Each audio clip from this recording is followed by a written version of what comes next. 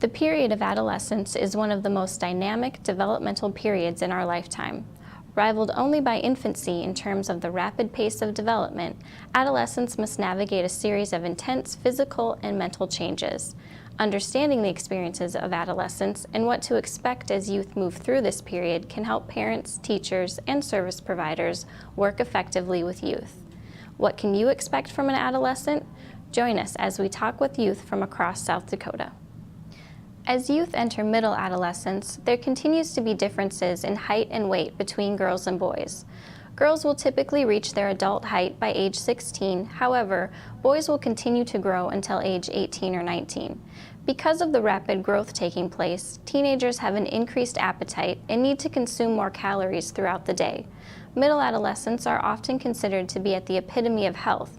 However, teens can be at risk for developing poor eating habits like eating high-fat diets or skipping meals because they don't feel the effects of a poor diet immediately.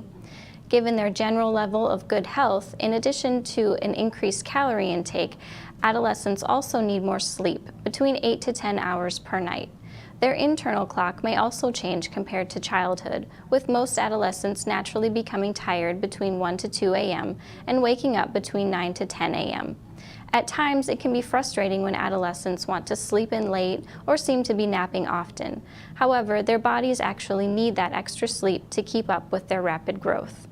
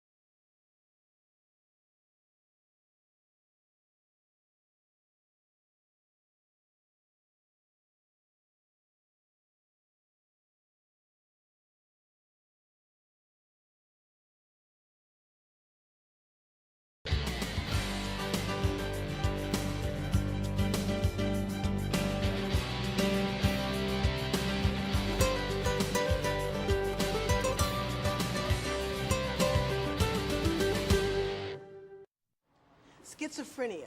It's one of the most severe mental illnesses, and it's most likely to strike during adolescence.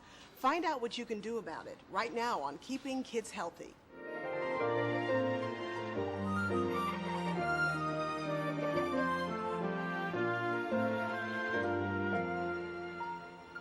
Hi, I'm Dr. Winnie King, and I'm coming to you right from the lobby of the Children's Hospital at Montefiore, New York City, so you may hear some noise in the background. You know, schizophrenia, it's one of the most misunderstood mental illnesses there is. People think that it has to do with a split personality, but that's not the case at all. What it really is a brain disorder, affecting as many as one person in every 100. It distorts a person's perceptions of what's going on around them. They may see or hear things that aren't there or believe things that aren't true. And over time, it can interfere with their ability to think clearly or to hold on to a train of thought or even make decisions about how to organize their daily lives. It's a truly tragic disease that's made even worse by the fact that it's most likely to strike just when a child has reached his mid to late teens or sometimes the early 20s. And when it does strike, it changes the course of his life. In a previous episode of Keeping Kids Healthy, we showed you what happens in the rarer situation when schizophrenia hits a young child. Now, in that show about a boy named Parker, his parents told us much of his story from the outside. Today we're going to meet a young man barely out of his teens who will be our tour guide from the inside. And here's his story. I knew something wasn't right when I would be all by myself somewhere, hearing things, hearing people's voices. This is Jasper. He's 22 years old, a former model and art student, a very soft-spoken and gentle young man. To all outward appearances, completely normal. When you meet him, you could never imagine the challenges he's been facing in his life. Not right at the beginning, of course. The early days were wonderful. He was delightful. He was gorgeous, as he is now. He was very social, always very bright.